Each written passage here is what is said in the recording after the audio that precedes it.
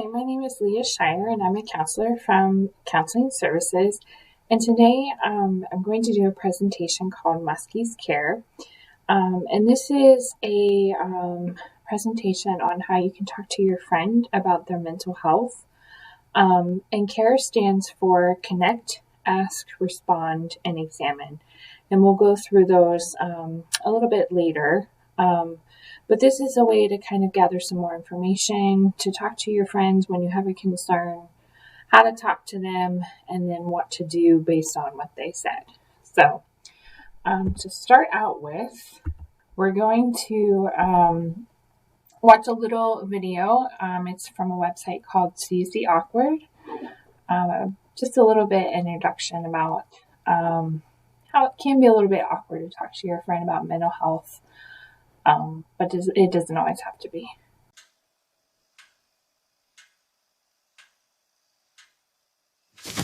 Awkward. Do I look familiar? I should. You might remember me from here. Here.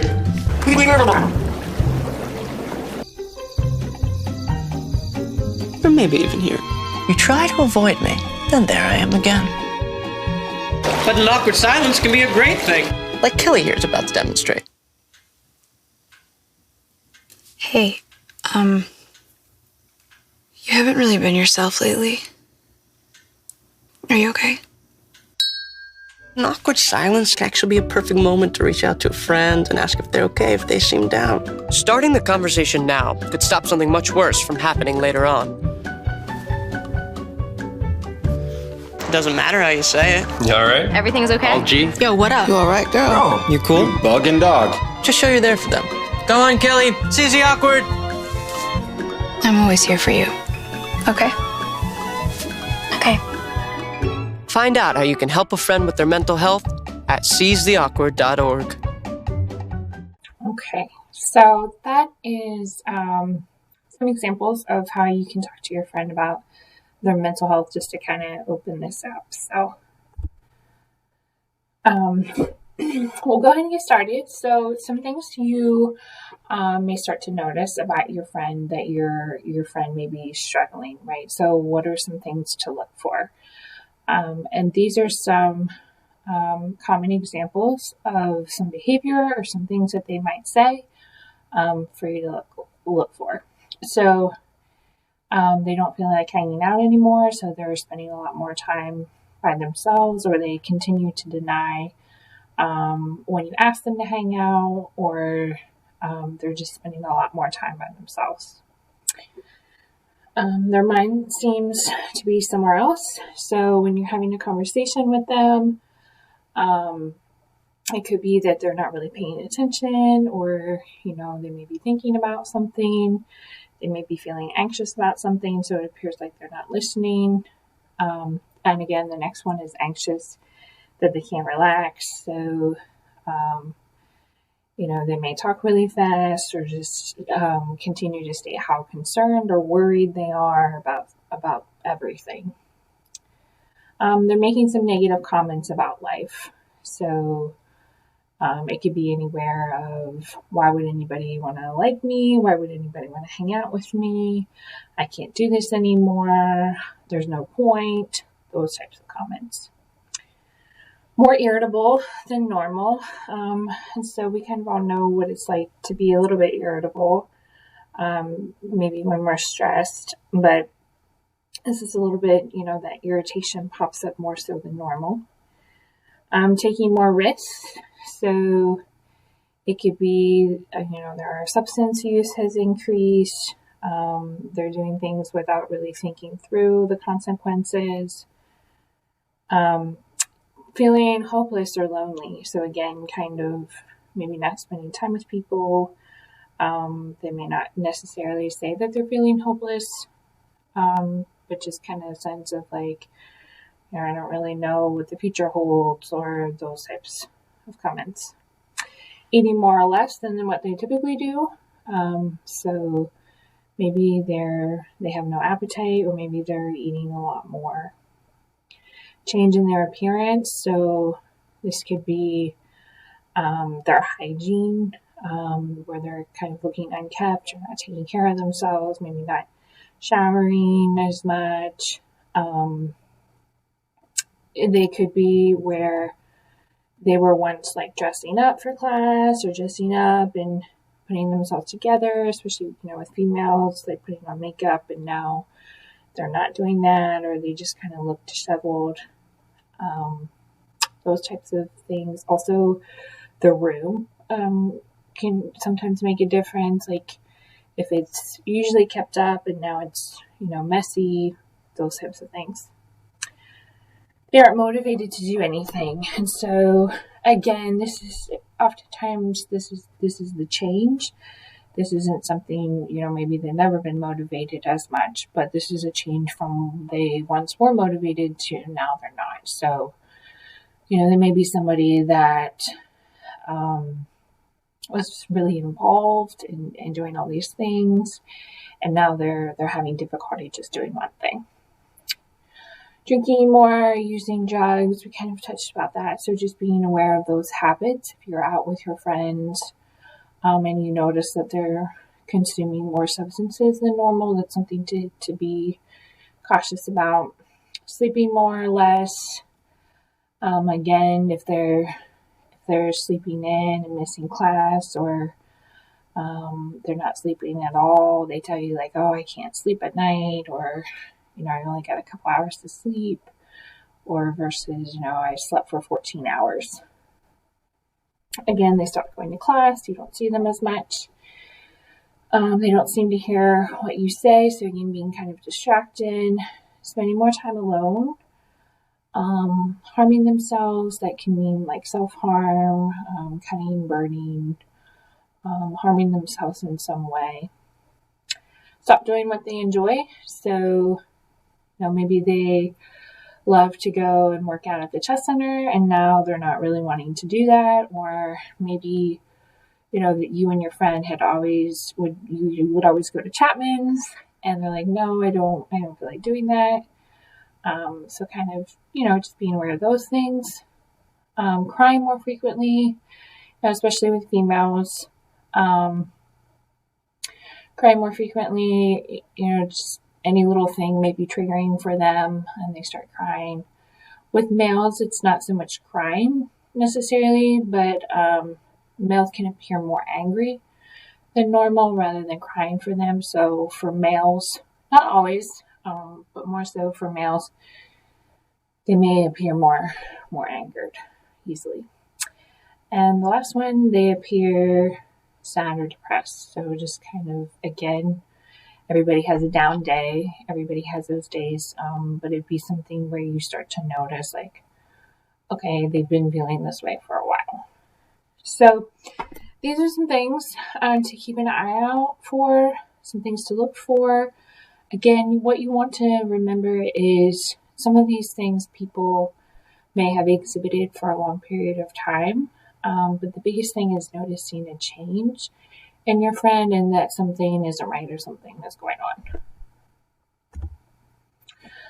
Okay. Also, the other thing with your friend may be struggling is if they're posting things on social media, or involved with social media. So, posting things that are sad or negative.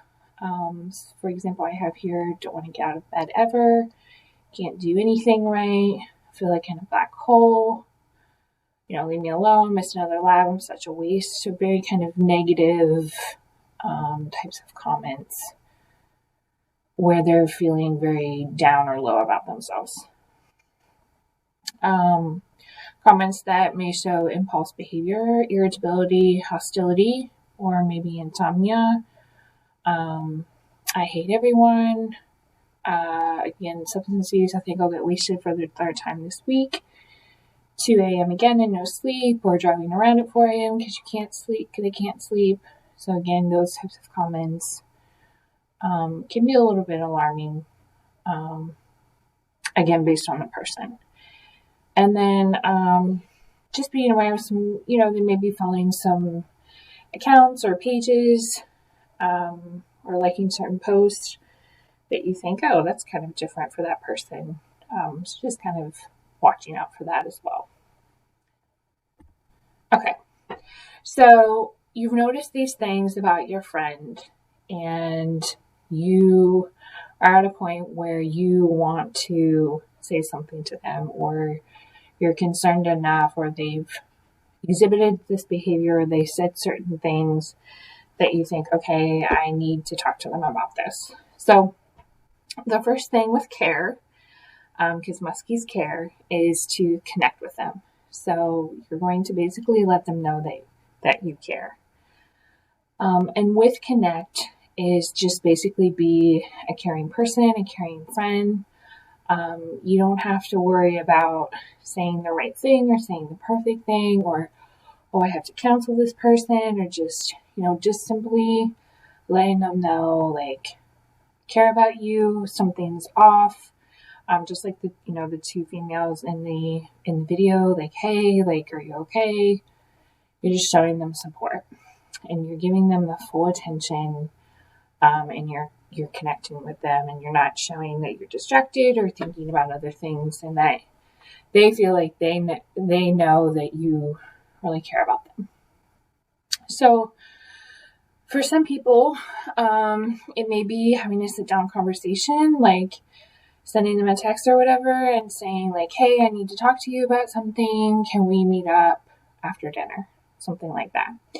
It may be you bring this up while you're out for a walk, or you go for a drive, or you're out someplace while you're, having dinner out. Or it's something where you bring it up when you're playing basketball, or when you're at the chess center, or you just simply text them and said, hey, this is what I've noticed, right? So it can be different for different people, and whatever is comfortable for you as well. So again, there's no right or wrong way of doing it. Just connecting, letting them know that you care, and that you've noticed that something is different. Okay, so the A in care stands for ask. So you're asking to gather information. So these are some things that you could bring up in the conversation. So, you all can read through these, but I feel like something is up. Can you share with me what's going on? Whenever you're ready to talk, I'm here to listen. I've noticed you've been down. What's going on? Are you okay? Just simply asking that sometimes, like, hey, are you okay? Oops. Are you okay? You don't seem like yourself lately. Sometimes just saying how awkward this can be for you, saying like, this is awkward, but I can tell that something's not right. Sometimes just owning that awkwardness can make a difference too. Asking them if there's anything they want to talk about, and letting them know that you're here for them no matter what. So basically just being straightforward with, I've noticed something, what's going on? So you're asking to gather information. Okay, so part of asking these questions, asking with open-ended questions. So open-ended questions start with who, what, where, when, and how. And these types of questions usually allow that person to respond with a little bit more information rather than with a yes or no answer. So you're wanting to ask open-ended questions. That way you can gather that information and find out kind of what's going on. So who, what, where, when, and how. Let them know whatever they say, it won't change the way that you feel about them. Let them open up at their own pace, right? So sometimes for people, they've been dealing with something and it may be difficult for them to tell you, like their best friend or someone that cares about them. So just allowing them to open up at their own pace and, not rush, not feeling like, oh, I have to go to this place. Like, can you hurry up and just tell me? That's not, it's kind of insensitive. But just let them open up at their own pace. And two, like when you're asking these questions, Just be aware of maybe where you are. If you're in a private location and it's just the two of you, they may be more open to talk to you because they feel comfortable. But if you're in a restaurant and you're asking these questions, they may say, I'd rather not talk about this here. Like, can we talk about it later? So just kind of being mindful of where you are. Don't feel like you have to fill the silence. So again, silence can be a long time when you're waiting for someone to respond. A couple seconds can feel like forever. But again, sometimes it's hard for people to say what it is that they've been dealing with or what's on their mind. And so just kind of being able to sit there with them in that silence, and again, providing that space can make them feel comfortable and more willing to open up. And the last one, don't demand answers or force them to say anything they're not ready to. So saying like, okay, well, you have to tell me what's going on or else I'm not letting you leave here. That's, even though you care, that may not be the best approach to go about. So sometimes when you ask these questions, they may not be ready to open up, and that's okay. But at least it has got them thinking, and it has them knowing that, okay, someone else is noticing what it is that's going on. Okay. So the next one is in care. Muskies Care is R, and that stands for respond. So what are they telling you? So you've connected with them. You've asked them these questions. Now, what is it that they're telling you, and what are you going to do about it? So you're going to respond. And so part of respond is not feeling like you have to have a solution to what it is that they said. So with responding to these things that they say, a lot of times it's just using empathy and listening skills. So for example, what I got from that, or it sounds like you have been feeling really low. I'm concerned about you. It's okay to have a hard time, to be having a hard time. It seems like you are just really overwhelmed. I'm here to help, right? They might tell you some really, really tough things and you don't really know what to do, and that's okay. But again, it's using that empathy and saying like, I hear what you're saying and I'm going to convey that back to you with emotion. So they may tell you a whole long story about a family member, and it could be something like, wow, that sounds like really overwhelming for you.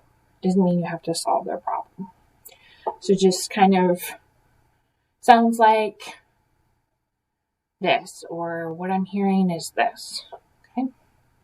And this is, I think, the hardest part for a lot of folks, because we go into this problem solving like, oh, I want to help my friend. Let me tell you what to do, or let me help you figure this all out. And, that might be a solution later on, but right now they just need to know that what they have told you, that you heard what they said. So that's the biggest part to remember in the response. Okay, so some things to remember about when you respond. Let them know it's okay to feel the way that they do. So again, like they may feel embarrassed or they may have a hard time telling you. It's okay. Like, doesn't mean it's going to last forever, right? So it's okay to feel that way. Again, use empathy. Try to see it from their point of view. Avoid offering advice or how to solve their concerns, like I just got done saying. And I'm not saying that you shouldn't say anything about, let me help you with this, or have you tried this? But right now, at this moment, what they've just told you, just again responding to that emotion and what they have said is very important. Don't feel like you have to have a solution. Whoops. And let them know that they are not alone. So, this person has obviously trusted you with what they're telling you. And so, just again, letting them know like, hey, I'm here for you. You don't have to go through this alone. that type of thing. Okay, so you connected, you've asked the questions, you've responded with empathy, and now you're going to E is in care stands for examine. So what to do now? So this would be a place where you can maybe, ask them some questions or think of different, not necessarily say like, oh, I think you should do this, but kind of go into a little bit of problem solving, or let's find a way to help you, or a solution. So have you thought of ways to cope? Have you told anybody else? So just kind of getting an idea of, are you the only person that knows? Like, does anybody else know? Have you seen a doctor? Have you talked to a counselor, or, any other mental health professional? Do you think you would want to talk to a counselor? And just saying like, okay, I'm here for you. I appreciate you telling me. This must be really difficult. Again, just kind of examining, okay, what is it that you want to do? And sometimes they may not want to do anything about it. They just needed to talk about it. And sometimes that's all they needed. Sometimes they might need some other ways to cope, or they may need, some further help.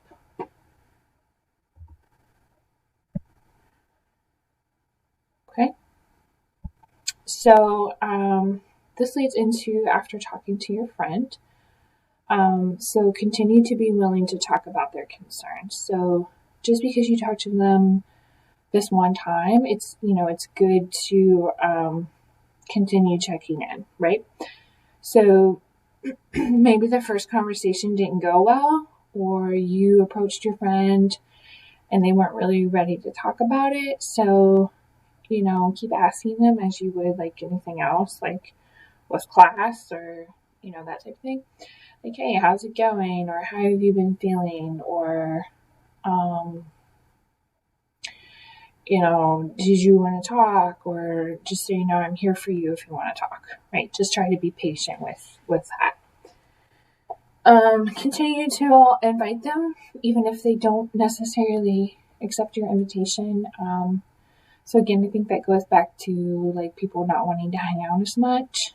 I think it's important for that person to know that you still care about them, even though they may not feel like it all the time, to hang out, but just, for you to keep inviting them, keep including them. Sometimes, I've heard other students say, like, I keep inviting them and they never want to hang out with me anymore. So what's the point of inviting them, right? So I think it's important to let, for your friend to understand that you still care, even when they're maybe not feeling themselves. Okay. Handle their trust.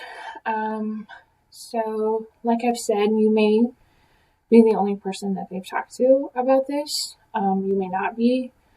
But I think, you wouldn't want someone to go and talk about what you had just said in private to somebody, to someone else. So I think, being very intentional about not gossiping or not going and telling a bunch of other people about your friend and what they have shared with you.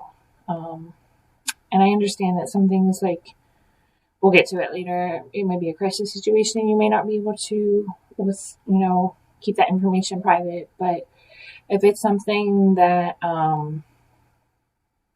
isn't a crisis situation, be intentional about keeping it to yourself, and not gossip about that. Okay. Get help if you need it. So what this means is, sometimes you may have a friend where they are talking to you a lot about what's going on and you're just feeling overwhelmed and you don't really know how to help them.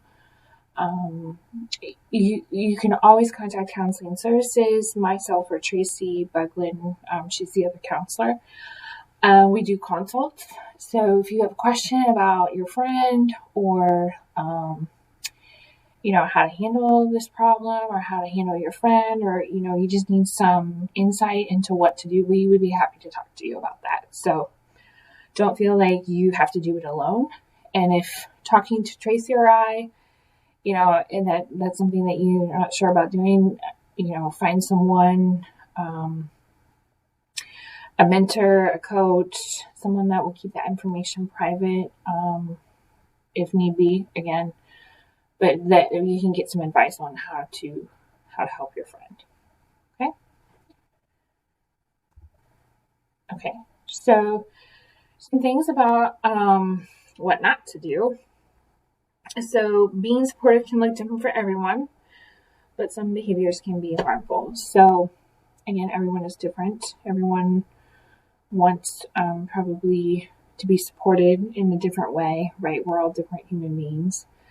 But some kind of things to keep in the back of your mind of what not to do. It may not go so well. So don't give ultimatums. For example, don't say if you don't stop hurting yourself, I won't be your friend anymore. Okay. That's not very good. Obviously you want your friend to be able to get help, and they need your support, right? Don't tease or share private information. Respect your friend's privacy. We kind of talked about that already. Avoid accusing statements with you instead of use I. Okay, so this can be a big one when you're telling your friend what you've noticed. So, for example, you may not want to say you are being irresponsible and reckless, right? Because that probably will make your friend very defensive. And so you'll say something about, I'm concerned that you might hurt yourself, and that makes me worry because I care about you. So again, it goes back to those I statements.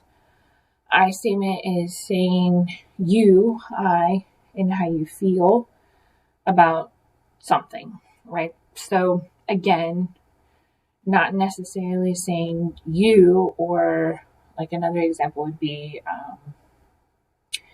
you have not really left your room, you haven't gone to class, you haven't eaten, what's wrong with you, right?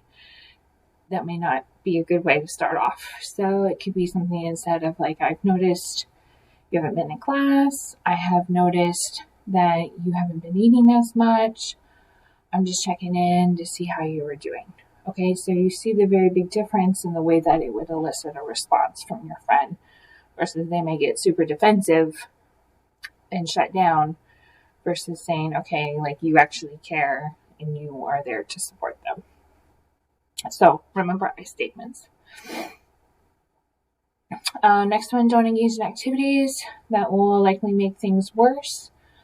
Mostly substance use here to distract from negative feelings. So it may be something like, oh, well, let's just go get wasted. Let's go get drunk this weekend. Let's just forget about all of our problems and everything will be fine.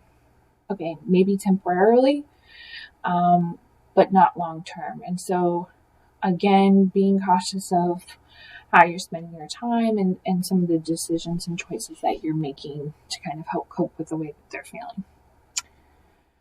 Don't take their behavior or comments personally. If your friend doesn't have the same perspective about the situation, try not to get frustrated. So again, I think here is where people may get defensive. Like if you were to approach somebody and say, you haven't seemed like yourself, like you've been pretty irritated lately. I don't know why this keeps moving. You've been really irritated lately. And they may say, no, I haven't. No, I'm fine. Like, I don't know what you're talking about. That's fine. They may not be ready again to open up, or they may not be ready to kind of acknowledge what it is that's going on. And again, I think just try not to take that personally. It's hard not to do as humans. But again, just kind of keep checking in with them and seeing how they're doing. Okay. We lost. Okay. Know your limits. So again, helping a friend can go through a difficult time can be exhausting, and you have to be able to keep boundaries and set limits. Take care of yourself. Make sure you're okay to be able to help your friend. You don't want to take on something that emotionally or mentally is not good for you either. So take care of yourself. Keep consistency with yourself, so don't let your friend's mental health impact or change your routine or the way that you act around them. So like if your friend's keeping you up by calling you all the time or needing your help with something all the time, maybe they're sleeping in your room, maybe they're, spending a lot more time with you, just being aware of what you need for yourself and for your own self-care, or maybe, you've noticed that you're changing the way that you feel about them just because of some of the behaviors that they may be doing. And again, like just keeping those boundaries, and if that's okay, if that's something that comes up, is letting them know, like, hey, like I've got to have time to myself tonight. Like, it's not that I don't care about you, but I gotta be able to get some sleep. And just being honest to them about what it is that you need as well.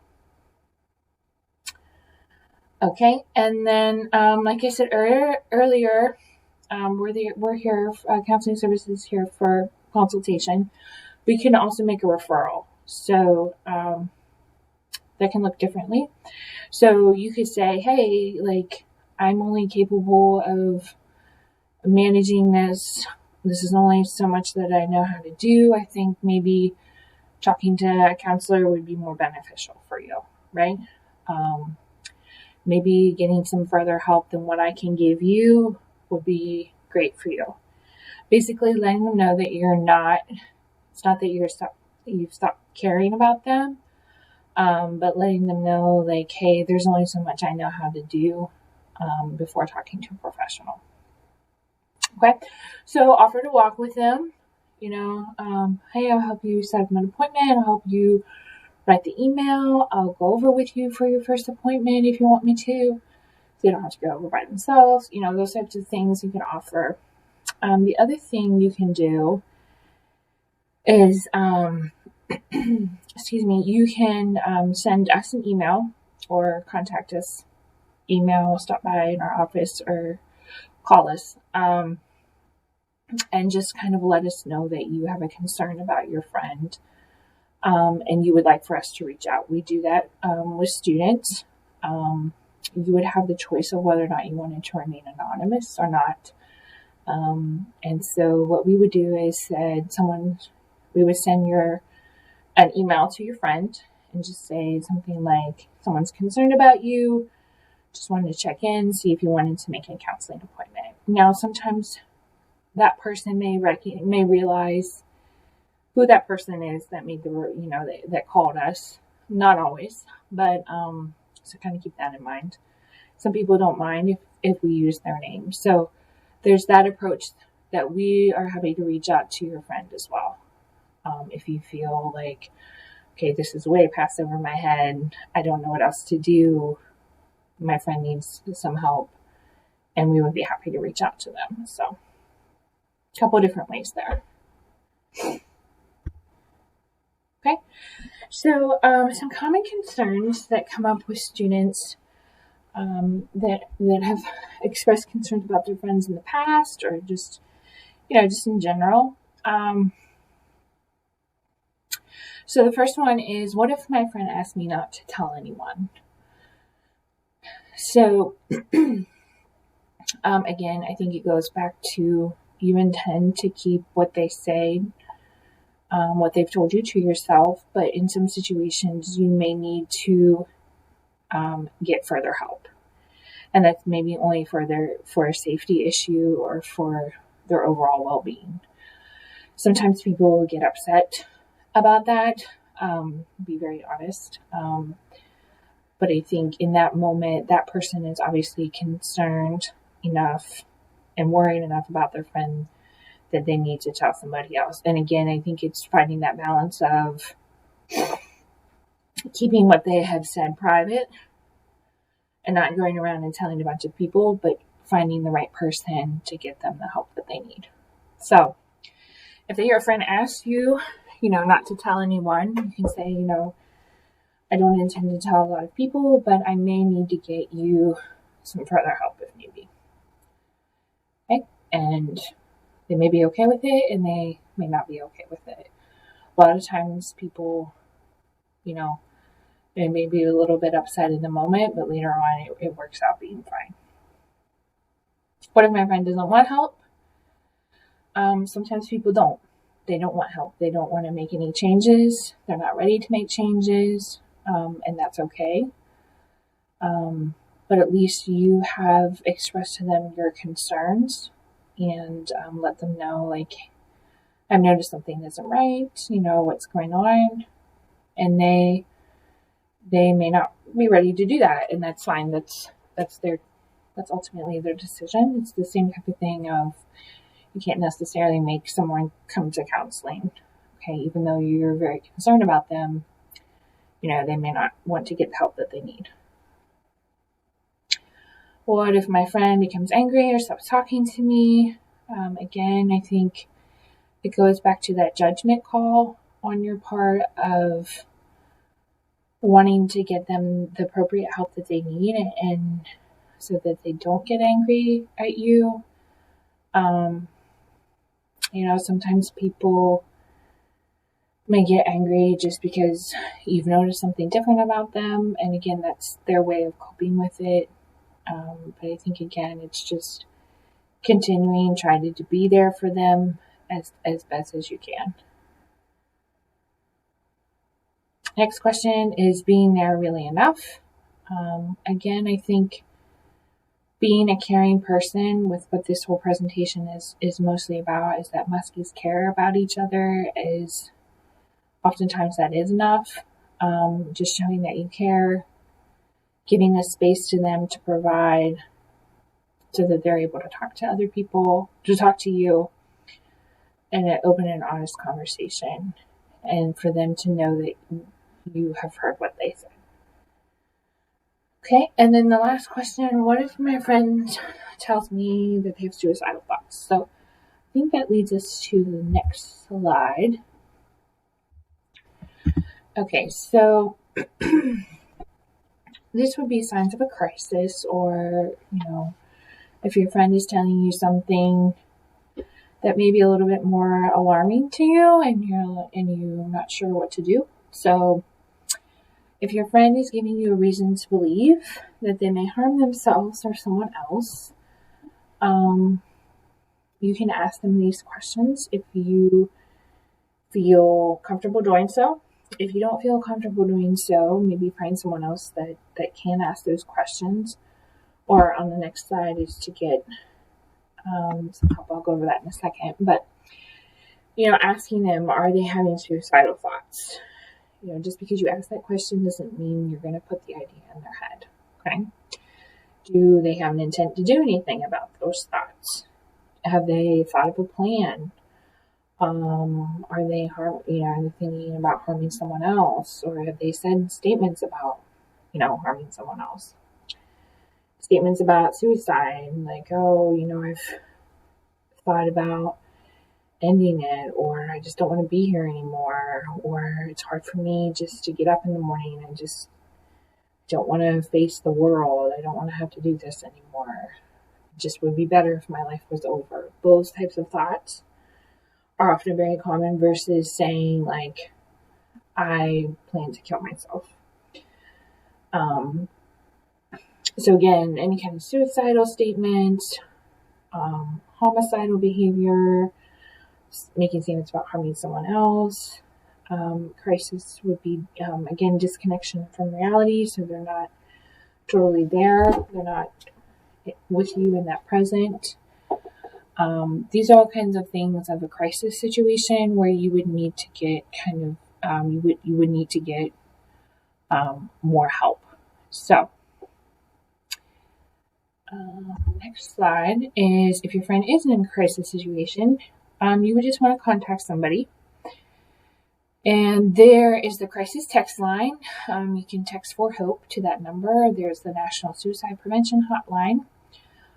It's free, and everything you tell them is confidential unless it's essential for them to contact emergency services to keep your friend safe. And again, it goes back to that safety piece that I was talking about in order to keep your friend safe.